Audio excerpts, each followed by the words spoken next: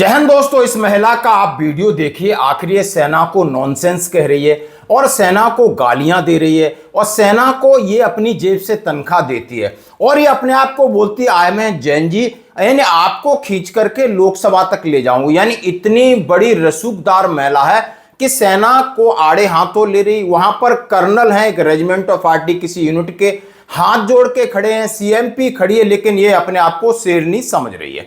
आखिर इसने जो करना था कर दिया। उसके बाद प्रतिक्रिया आती है सेना के अधिकारियों की और बड़ी शर्मनाक प्रक्रिया आती है। दुख होता है कि आजकल ये जैन जी के नाम पर युवाओं के दिमाग में सेना के प्रति जहर भर रहे हैं और ये जहर उगल भी रहे हैं।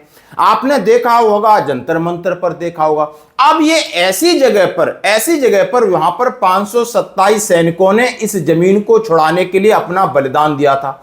बड़ा सेंसिटिव इशू था, वो अपनी ड्यूटी कर रहे थे, लेकिन ये लोगों को भड़का रही है और सेना को खरी खोटी कह रही है कि तनख्वाह भी यही देती है, सब कुछ यही करती है। अब इसको लेकर के ना बहुत बड़ी एक प्रतिक्रिया आई है सोशल मीडिया पर और आपसे हम रिक्वेस्ट करना चाहते हैं कि आपने इनके बारे में 2 शब्द जरूर लिखने हैं। क्यों?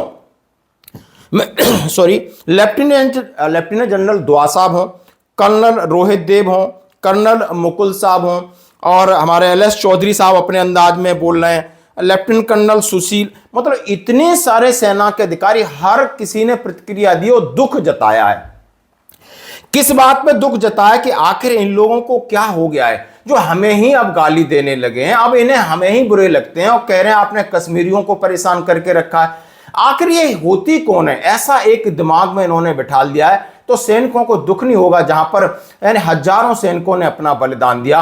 यदि आप कहीं भी फंस जाते हो अमरनाथ यात्रा पे तो सैनिक आपको वहीं पर खड़े हैं। आपने देखा होगा गुलमर्ग में जो आपके आसमान वाला झूले का गियर बॉक्स खराब हुआ था, 65 झूले हवा में लटक गए थे, 300 यात्रियों को किस तरह सुरक्षित निकाला। वहां पर अपनी जान लगाकर हम अपनी जान बचा रहे हैं। कोई भी डिजास्टर हो, रोड के अंदर कोई कोलैप्स हो जाता है तो सेना पहुंचती है, बचाती है, आपके घर तक ले जाती है और विनम्रता से हाथ जोड़कर एक कमांडिंग अफसर खड़ा है। क्या समझती हो अपने आप को आप? कौन सी तीरंदाज हो? आखिर ये महिला कौन है? मामला कहां का ये भी बताएंगे। अब लोग इतने गुस्सा है, सच बता रहा हूं, हर न्यूज चैनल इनके खिलाफ बोल रहा है कि सेना को भी गाली देने लगे लोग। अब वो सेना जो चुपचाप खड़ी है और इसी जगह लोग कहते हैं पुलिस होती, महिला पुलिस होती, इसको उल्टा टांग करके यानी इनका सब कुछ ठीक ठाक कर देती। ये बात सत्य है, ऐसा हो भी रहा है, लेकिन आपने उस इंस्टीट्यूट को गाली दे रहे हो, उन सैनिकों को गाली दे रहे हो, वो अपनी जान पर यानी अपनी जान आगे रखते हैं, देश से पहले अपनी जान रखते हैं, चली जाए कोई बात नहीं है। और वहां पर कितने लोग शहादत होती है, कितने लोग आप देख रहे हो, लेकिन जरा सा भी दया नहीं आई। चलो इस महिला को नहीं आई, कम से कम जो इस वीडियो को सुन रहे हो इस महिला के लिए तो कुछ 2 शब्द लिख सकते हो। यानी इनका नाम है श्रुति भडाना करके, व्यवसाय कुछ नहीं, साउथ दिल्ली में रहती हैं। उसके परिवार में किसी के पास सरकारी नौकरी नहीं है, कोई फौज में नहीं है, लाखों की जमीन है, वो कहीं डेवलपमेंट में आ गई है तो उसको बेच करके अपने आराम से घर जो भी है आप रौब दबा रहे हो, लेकिन आपका तरीका, आपका कंडक्ट, उनके घर कहाँ है, इनके पास मोबाइल कौन सा है, लोगों ने सारी प्रतिक्रिया निकाल ली है। ये सोशल मीडिया सब चीज़ आती है। अब मैं बात करता हूं, जैसा देखा होगा कि लद्दाख के प्रवेश द्वार द्रास के मीनबर्ग में खराब मौसम के कारण जोजिला पास को अस्थायी रूप से बंद होने पर महिला पर्यटक ने शोर शराबा कर सुरक्षा बलों पर अपनी भड़ास निकाली। बुधवार को महिला के सड़क को बंद करने का विरोध वीडियो वायरल हो रहा है। खुद को जैन जी बताने वाली महिला पर्यटक ने वहां फंसे अन्य लोगों को उकसाने का काम किया, सुरक्षा बलों पर नॉनसेंस कहा, कश्मीरियों के साथ आप गंदा व्यवहार करते हो, आप पर्यटकों को भी आप परेशान करते हो। उकसाने के बाद वो धरने पर बैठने की धमकी दे रही है और यहां पर कुछ यात्रियों ने उनका थोड़ी देर सहयोग किया और नहीं किया। आप देख सकते हो। और वहां पर जिस तरीके का मीनमर्ग और द्रास की ओर जाने वाला मार्ग है, सामरिक दृष्टि से अत्यंत संवेदनशील क्षेत्र, अचानक मौसम खराब होने की स्थिति में भूस्खलन, पत्थर गिरने की आशंका बन जाती है। ऐसे में सड़क सुरक्षा से जुड़े जोखिमों के कारण समय समय पर यातायात को अस्थायी रूप से रोका जाना एक सामान्य प्रक्रिया है। ऐसे सुरक्षा प्रोटोकॉल से किसी प्रकार का कोई समझौता नहीं किया जाता। अधिकारियों का कहना है कि सोनमर्ग और द्रास पर्यटकों का कोई विरोध नहीं था, लेकिन इन्हें थोड़ा धैर्य रखना चाहिए था। अब सुदर्शन न्यूज कह रहा है कि खुद को बता रही है जैन जी, सेना के जवानों को अंगुली दिखाकर नॉनसेंस चीखते हुए बनवाया वीडियो, मेरे टैक्स से देश का सैनिक लेता है सैलरी। जंतर मंतर वाली सोच साक्षात दिखी। अब लद्दाख में भी जहां देश की शान यानी शान को ये गालियां दी जा रही है। उपलब्धि के तौर पर सिर्फ इतना है कि महोदया अच्छी अंग्रेजी तो बोल लेती हैं। अब सवाल उठ रहे हैं कि कौन भर रहा है देश के सुरक्षा बलों के खिलाफ इस नस्ल में जहर आपके सामने।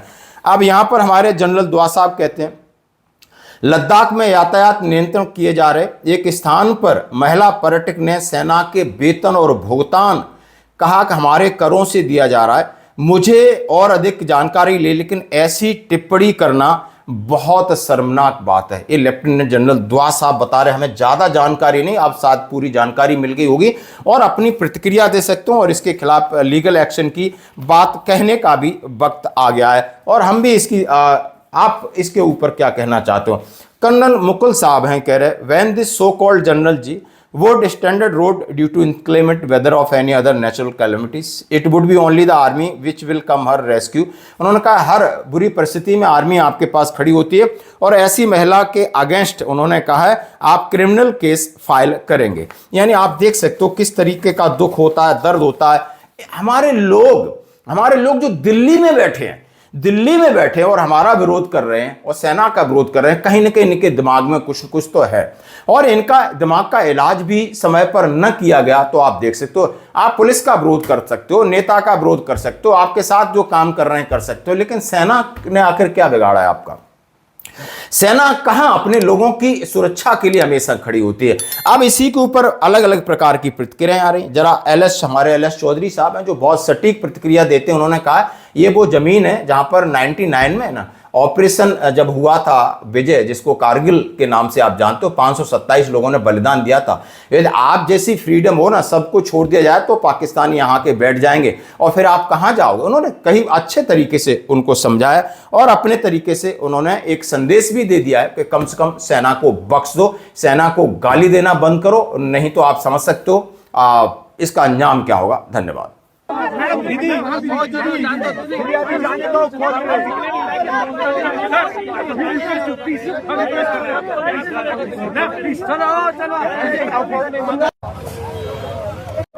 हमें यहाँ जाकर बात करो। नहीं, हमें यहाँ से नहीं हिलेंगे, यहाँ से कोई नहीं हिलेगा। आपको जो समझना है पब्लिक को उकसाया, मैंने उकसाया।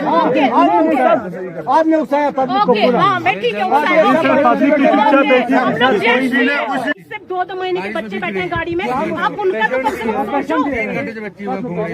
पेशेंट भी है, आप उनको नहीं रोक रहे हो।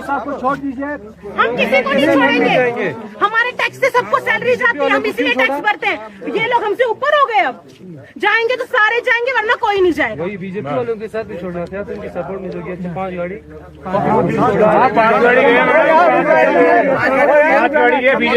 कोई नहीं जाएगा यहाँ से, कोई छोड़ेगा ही नहीं यहाँ से। नहीं